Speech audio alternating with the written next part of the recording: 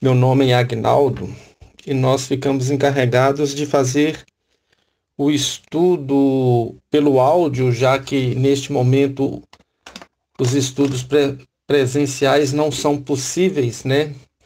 Nós temos a mídia, a tecnologia que pode facilitar as coisas neste momento, encurtar distâncias, já que os corpos estão distantes e não é possível fazer essa reunião presente.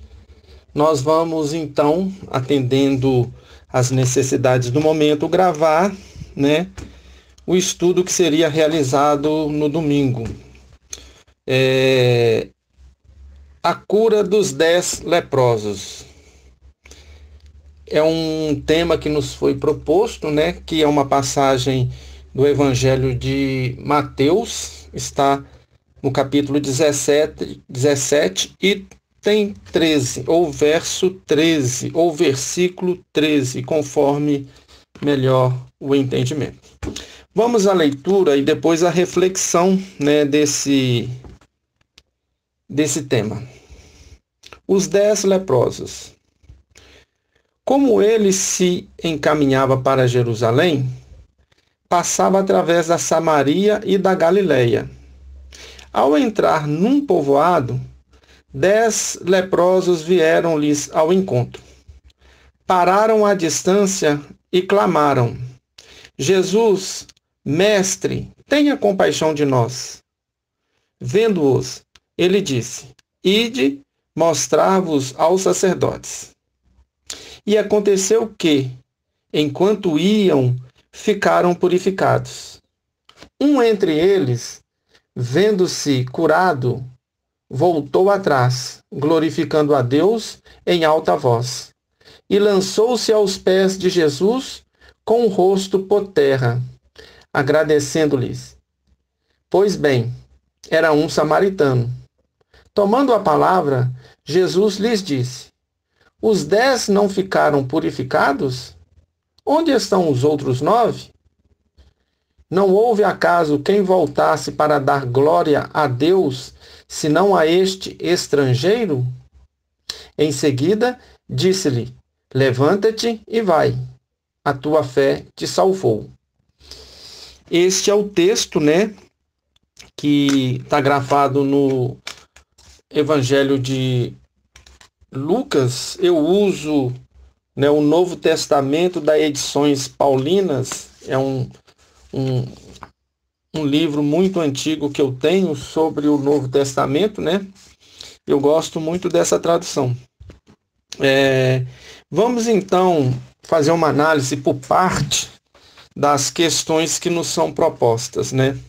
Primeiro, havia Jesus, né, se encaminhando para Jerusalém.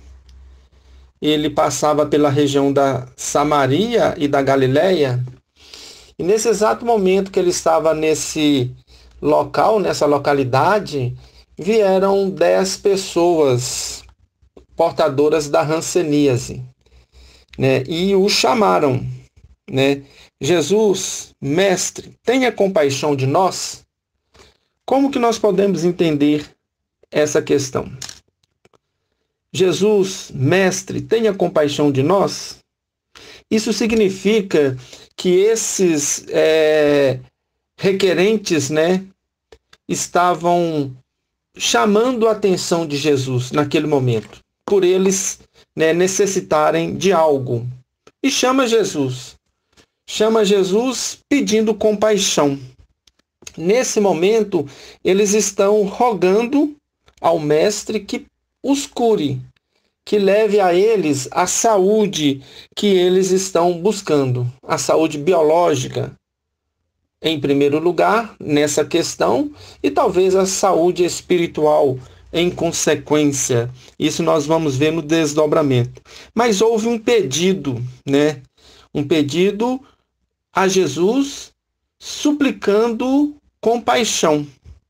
Lembrando que compaixão, né, no sentido que a gente dá a essa palavra, é um sentimento de piedade para a tragédia pessoal de outrem. de outra pessoa, né? Acompanhado pelo desejo de minorá-lo. Ter compaixão é um sentimento de minorar as tragédias pessoais dos outros, né?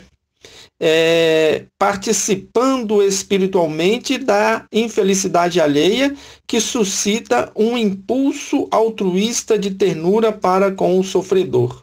Essa é uma outra forma de interpretar a compaixão. Nesse momento era isto que esses espíritos encarnados no momento, acometidos pela hanseníase, né, ou pela lepra, como diz, né, buscavam em Jesus. Minoramento das suas tragédias, das suas aflições, das suas dores, né? Mas a gente vê que há um movimento dessas pessoas que se dirigem a Jesus. Eles vão ao encontro de Jesus. Eles não ficam parados, escondidos, né? Mesmo que distante, como diz o texto, né? Eles, guardando uma certa distância, gritam por Jesus: tenha compaixão de nós, né? Como que a gente pode entender essa distância? Qual é a nossa distância em relação a Jesus? Uma vez, Haroldo Dutra, em uma de suas palestras, falou assim, que a distância que nós temos de Deus é a distância do tamanho de uma prece. Mas às vezes a gente guarda tanta dureza, tantas aflições no nosso coração, que nós aumentamos essa distância, que nós aumentamos esse ponto de referência que nos conecta a Deus, que nos conecta ao Cristo. Essa distância que pode ser diminuída com uma prece, com um pedido. E foi o que esses irmãos fizeram, né? Jesus, tenha compaixão de nós. Esse foi o pedido. E no pedido essa distância foi diminuída, porque ali à sua frente estava o Mestre, estava Jesus, né? E Jesus como que visualizando aquele grupo de pessoas acometidas pela lepra, ou podemos pensar aquele grupo de espíritos passando por aquela experiência, ou provação, ou expiação, a gente não sabe, nós não temos o arquivo individual das encarnações dos espíritos, nós conjecturamos neste momento, né? Essa fala de Jesus vai ao encontro, ao anseio deles, mas não diretamente, porque Jesus poderia falar como ele fez em outras ocasiões, principalmente aquela do centurião que pede auxílio para o seu servo, e Jesus fala assim, eu irei curá-lo. Ou como a mulher que sofria do fluxo de sangue, que toca na veste de Jesus, e imediatamente ela se cura, e Jesus falou assim, de mim saiu virtude ao ser tocado. Esses aqui não, Jesus fala assim, ide, vai, e se mostrem aos sacerdotes. Jesus deu um comando a eles. Jesus não deu a resposta que eles buscavam naquele momento.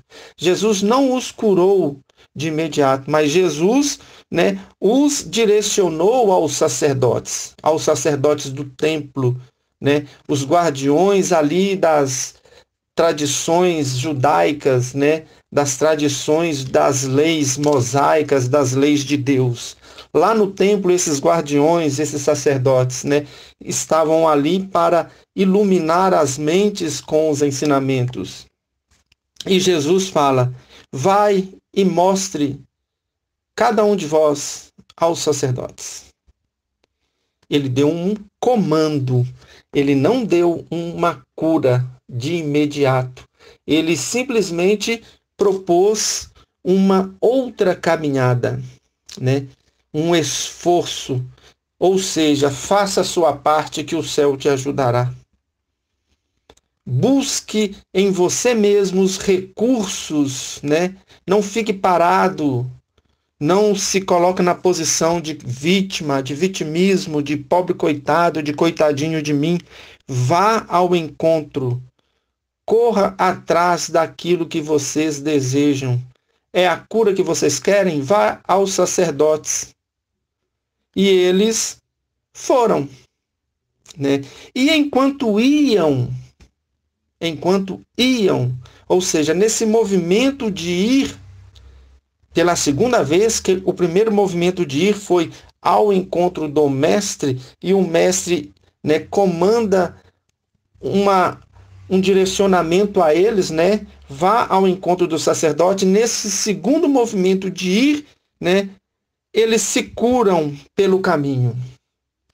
Ou seja, na segunda caminhada, na segunda tentativa, a partir desse encontro com Jesus. Porque nós não podemos avaliar quantas outras tentativas eles fizeram antes desse encontro com Jesus. Quais são as andanças desses espíritos no plano encarnado e no plano espiritual para obter essas curas? Estamos falando aqui para espíritos imortais, que somos todos nós, né?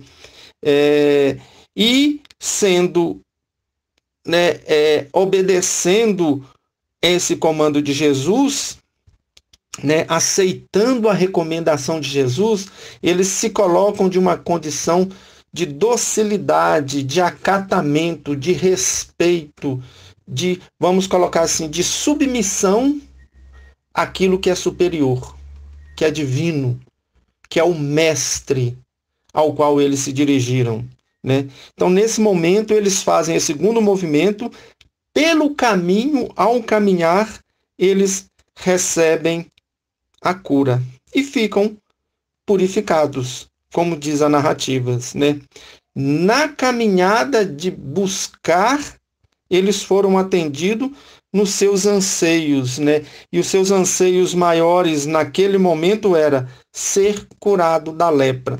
Qual que é o significado de ser curado da lepra, né? A gente pode imaginar, pelas nossas vivências do século 20, 21, né? Nós estamos aqui falando de um lugar bem distante, né? E de um tempo bem longínquo, Jesus há 2000 anos atrás, mas bem próximo de nós, ali na colônia Santa Isabel, na região de Betim, antigamente na região de Mário Campos, né? Tem uma colônia para rancenianos, né? Onde em 1926 foi criado a lei que determinou fosse gerada uma colônia para abrigar praticamente todos os rancenianos do estado. Depois outras colônias vieram, né? Mas a colônia Santa Isabel foi determinada a sua criação em 26, conclusão em 1931 e até 1979, onde o confinamento dos rancenianos era obrigatório. Depois disso, pelo governador Magalhães Pinto, né, foi extinta essa obrigatoriedade e eles ganharam, entre aspas, a liberdade de ação, né? Tivemos lá na colônia mais de 65 mil pessoas internadas. Por lá, nós fizemos muitas amizades. Por mais de 20 anos, né, através da Associação Espírita Célia Xavier, a qual nós somos filiados pelo menos há 26 anos, né, e há 24 anos, mais ou menos, na Casa de Etelvina, que é um braço da Associação Espírita Célia Xavier, que fica na região de Betim, próximo à colônia Santa Isabel. Nós tivemos a oportunidade de visitar essa colônia quase que mensalmente no princípio e semanalmente nos últimos anos. E por mais de 20 anos, né, frequentamos aquele ambiente tentando levar algo da doutrina, né? Ou seja, ali nós tivemos muitas experiências. E nós tivemos um senhor chamado Severiano. Eu o tratava como Severo, né? Severo Augusto. Era um senhor espírita que foi internado em 1966 e desenganou recentemente em 2018 para 2019. Em 2019 que ele desenganou. viveu lá há muitos anos. E um dia, nas nossas conversas, ele fala para mim assim: Aguinaldo, meu corpo é leproso, mas eu não sou leproso, porque eu tenho plena convicção que Deus me colocou aqui para que eu curasse a minha alma. E isso está sendo feito através dessa doutrina maravilhosa que é a doutrina dos Espíritos, né? Um outro amigo que nós fizemos lá, o João, que a gente o tratava de João Galinha, nos falou certa vez o seguinte: Aguinaldo, vocês nos autorizam a viver.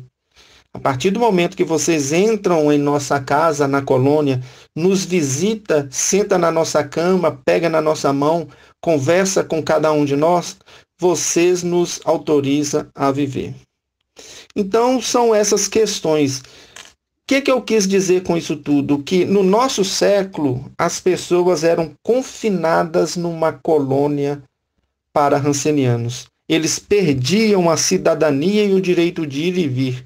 Na época do Cristo, eles eram obrigados a viver no Vale dos Leprosos. E se eles fossem encontrados pelos caminhos, eles eram apedrejados e expulsos da cidade, quando saíam com vida depois dos apedrejamentos, né? Por isso eles foram ao encontro de Jesus com essa ânsia de ser curados, de ter um corpo são, sadio, para poder ter de novo a liberdade e uma vida social plena. E no meio do caminho ficaram curados, né? Eles se aproximaram de Jesus, receberam uma determinação de Jesus, acataram, realizaram aquilo que ele determinou e foram curados. E quando eles foram curados, um entre os 10, né, voltou atrás, glorificando a Deus em voz alta, e lançou por terra o seu rosto, em forma de gratidão a Deus, agradecendo a Deus, agradecendo ao Cristo, né, se colocou naquele patamar de reconhecimento daquilo que lhe fora feito, né, voltando atrás.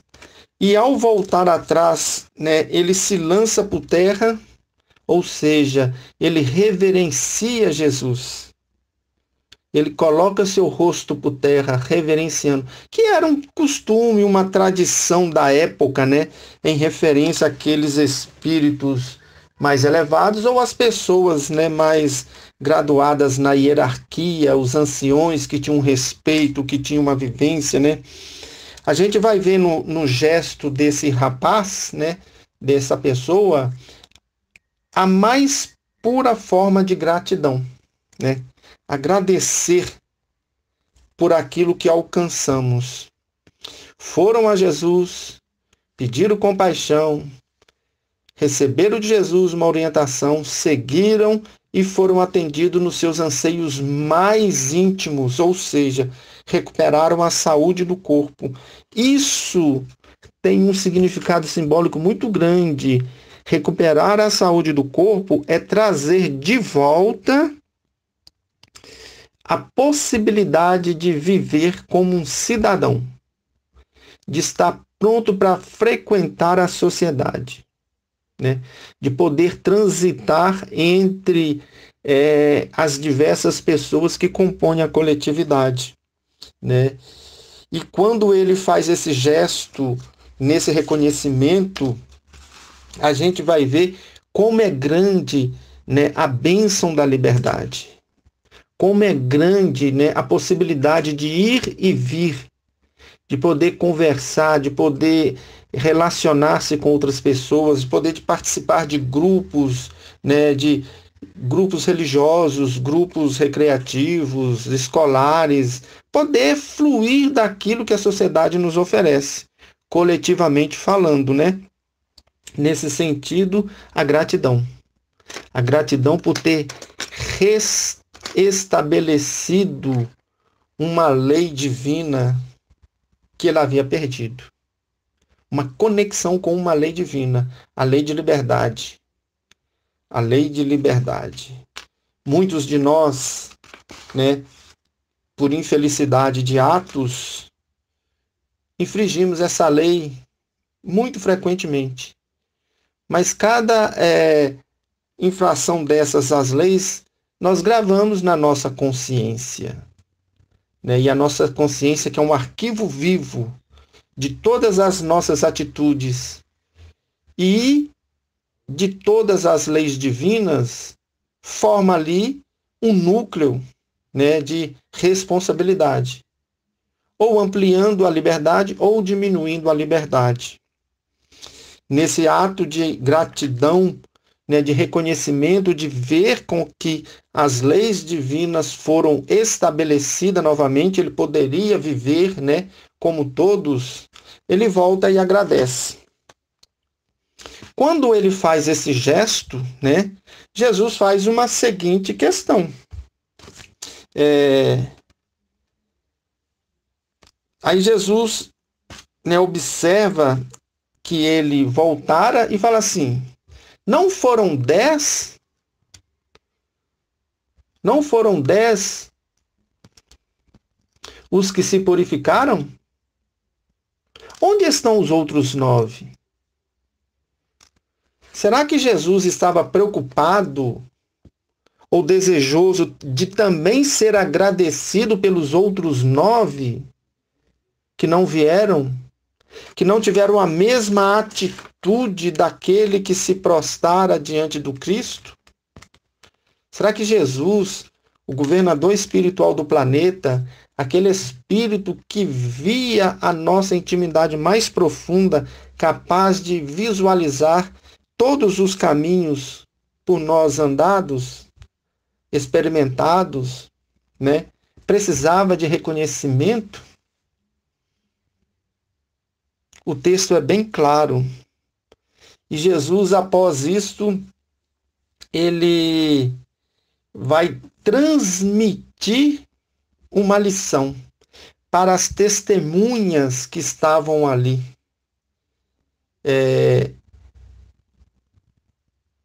Não houve, acaso, quem voltasse para dar glória a Deus senão esse estrangeiro. Ou seja, mais uma vez Jesus utiliza desses atos para ensinar. Somente esse estrangeiro voltou para dar testemunho. Só que não era um estrangeiro qualquer, era um samaritano. Como o samaritano da parábola do samaritano, né? Aquele que fora curado voltara. E quem é o samaritano? Sempre aquele que são considerados por sua condição de nascença como sendo de má vida. Ali Jesus ensinava para os judeus que o observavam: este que vocês condenam porque ele nasceu numa região diferente da sua, esse foi grato a Deus pela bênção recebida. Jesus não cobra deles também gratidão a Deus, mas Jesus ensina: olha, quem está sendo grato a Deus? Será que nós somos melhores do que qualquer outra pessoa? Será que é só aquele que saiu da esbórnia e se curou que deve ser grato a Deus? Ou todo e qualquer filho de Deus, independente da sua condição de nascimento, a sua condição de cor de pele, de orientação sexual, ou seja lá o que for que nós inventamos na sociedade contemporânea? Jesus não estava preocupado com o agradecimento, mas Jesus não perdia a oportunidade para transmitir lições. E naquele momento, né, ele transmite uma lição para as testemunhas que estavam ao seu lado. E em seguida a esse gesto, ele faz aquela famosa frase, né? Ele diz para o rapaz que estava prostrado a mesma coisa que ele disse para muitos outros que estão gravados no Evangelho: levanta-te e vai, você está livre, a tua fé te salvou. O movimento de buscar, de agir, de trabalhar, de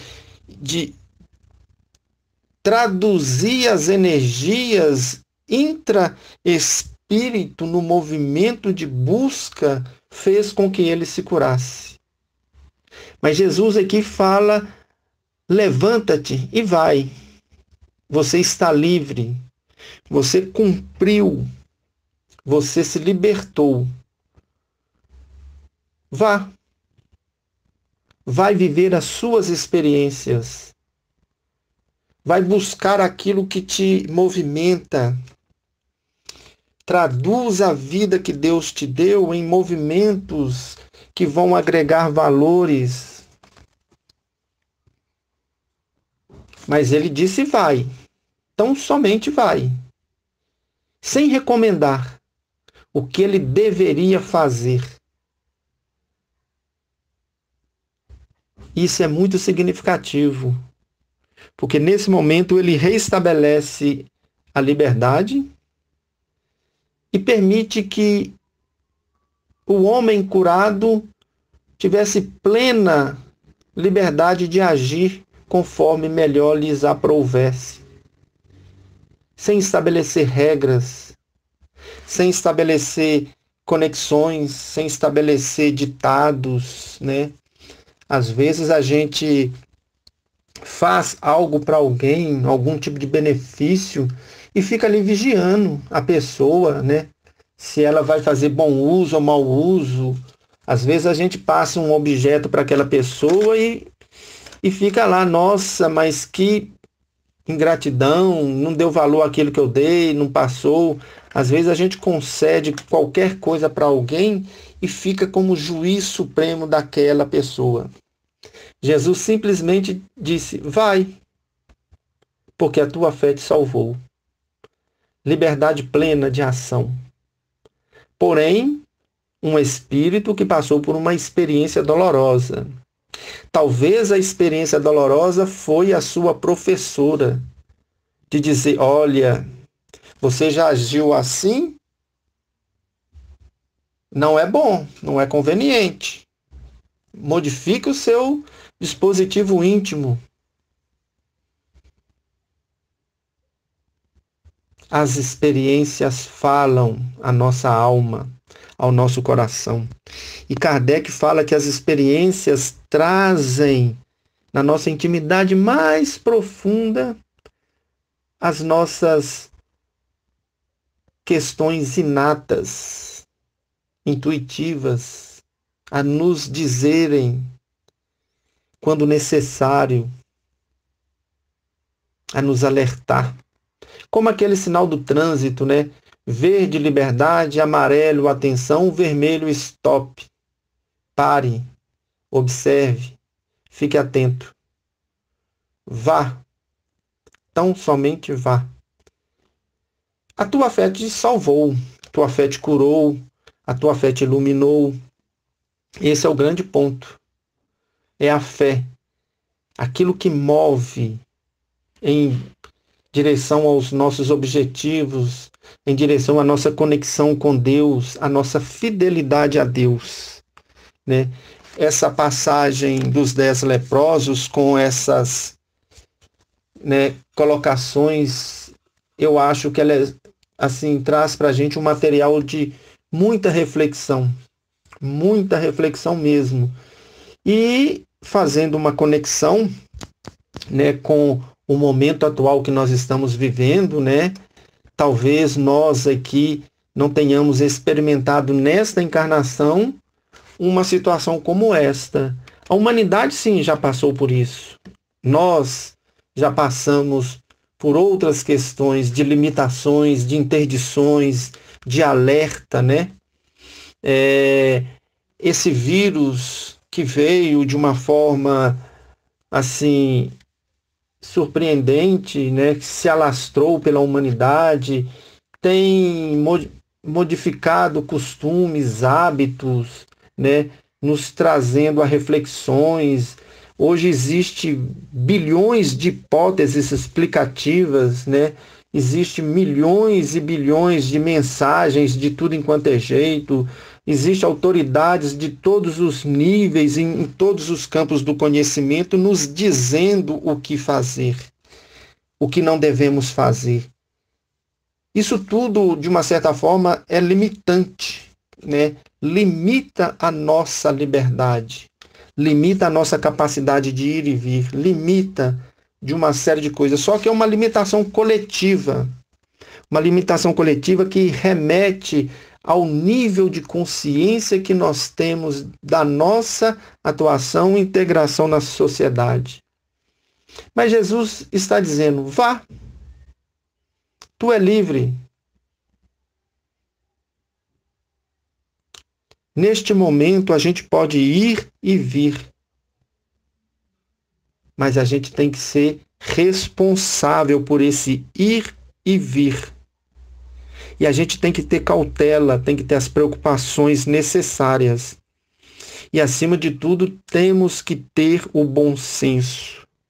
E o bom senso nos remete a uma pergunta: será que nós podemos ir e vir a todos os lugares neste momento no qual nós estamos vivendo? Será que nós temos condição de relacionar-se com todos os tipos de pessoas em todas as faixas etárias da nossa sociedade? Será que nós, com a nossa liberdade, com esse ir e vir, nós não seremos agentes de transmissão ou de recepção e de multiplicação? Para nossa reflexão. Com o que nós estamos fazendo com essa liberdade. Vai, levanta-te, vai. Ou melhor, acautela-te,